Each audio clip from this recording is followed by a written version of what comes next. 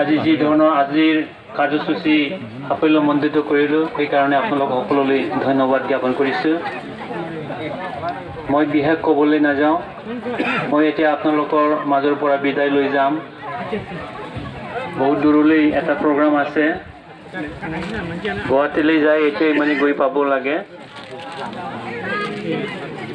কিন্তু অৰ্থাৎ এই প্ৰগ্ৰামৰ কাৰণে মই আপোনালোকৰ মাজৰ পৰা বিদায় লোৱাৰ মোৰ ইচ্ছা নাছিল, তথাপি আপোনালোক সকলোলৈ মোৰ আন্তৰিক শুভেচ্ছা যে আগন্তুক সময়ত আমি যি ধৰণৰ পদযাত্ৰাৰ কাৰ্যসূচীলৈ আমি কি কাৰণত এনেকৈ কাৰ্যসূচী ল'ব লগা হ'ল, সেইটো হ'ল এটা সজাগতাৰ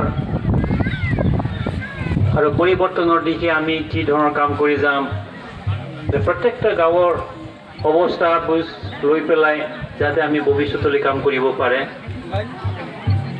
ইয়াৰ বাহিৰেও আমাৰ আৰু বহু কৰিবলগীয়া কাম আছে।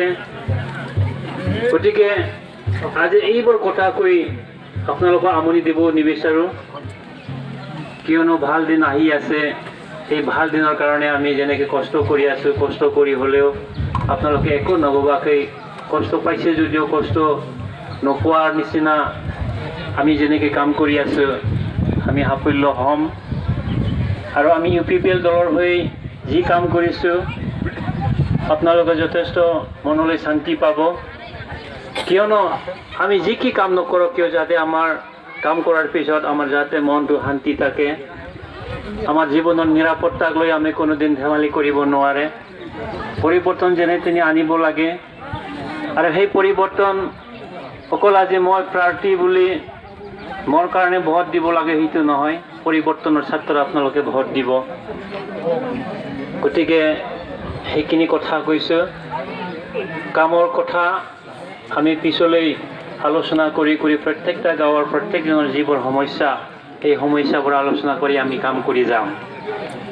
গতিকে ধন্যবাদ থাকিল যে আজি আপোনালোকে ইতিমধ্যে ভাত পানী ৰেডি হৈছে, আপোনালোকে সকলোৱে ভাত খাব। গতিকে সেইখিনি কথাকেই আপোনালোক সকলোকে মোৰ অন্তৰৰ পৰা শুভেচ্ছা আৰু ধন্যবাদ জ্ঞাপন কৰি মোৰ বক্তব্য ইয়াতে সামৰিছোঁ। ধন্যবাদ।